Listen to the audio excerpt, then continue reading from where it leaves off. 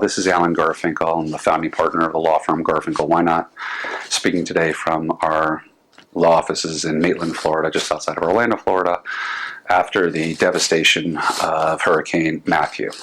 I've been practicing hurricane recovery law for decades, and actually for more than 25 years. And I want to give some thoughts today, some tips today on dealing with adjusters. Now, there are three different types of adjusters. The first type of adjuster is what you're most familiar with, and that is the insurance company's adjuster. You call up, you probably have a claim number, and have reported your losses and are now speaking to one of their quote-unquote adjusters. Many of these folks are licensed with the state. They have duties and obligations, but they work for a company who has an obligation to their shareholders. And so they're concerned about you, but they're also concerned about their bottom line and making profits for their shareholders. So understand that there's kind of a mixed bag of responsibility. One responsibility is to save the insurance company money.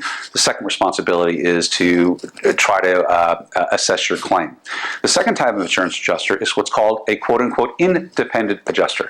And the independent adjuster is typically hired by your insurance company. And they're going to say, we sent out an independent adjuster to establish your loss of damage, how much money of damage you have, what your deductible is, what amount of damage that you have, and what percentage of that is caused by this Hurricane Matthew as opposed to Sandy, Katrina, Charlie, Andrew, Jeannie, etc. And believe me, there will be lots of responsibility that's attempted to be shifted by your insurance company for prior storms. In any event, the insurance company itself will hire what's called an independent adjuster, and they are not independent. They're hired by your insurance company. They are paid exclusively by your insurance company to give the insurance company their assessment. So don't get fooled by the word independent, because many times they're not.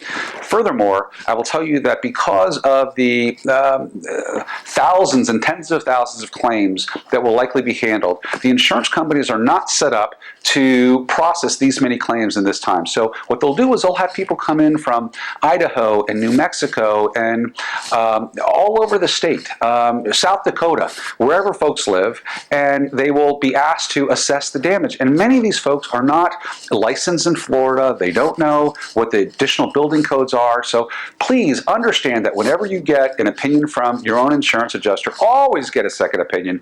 Always get at least a second opinion and maybe a third opinion. And finally, I'll tell you the next bit is about what's called a private adjuster. And a private adjuster is hired by you independently to process your claim. But my next segment is going to talk specifically about specific warnings that and vetting processes that you ought to do before hiring any public adjuster, because the public adjuster, many of them are good, many of them are bad, but all of them have contracts that you have to be aware of. And remember what I said, all contracts are negotiable. And so the public adjusters will negotiate with you, and they must negotiate one particular term that drives me crazy that I will discuss on the next video. Thank you.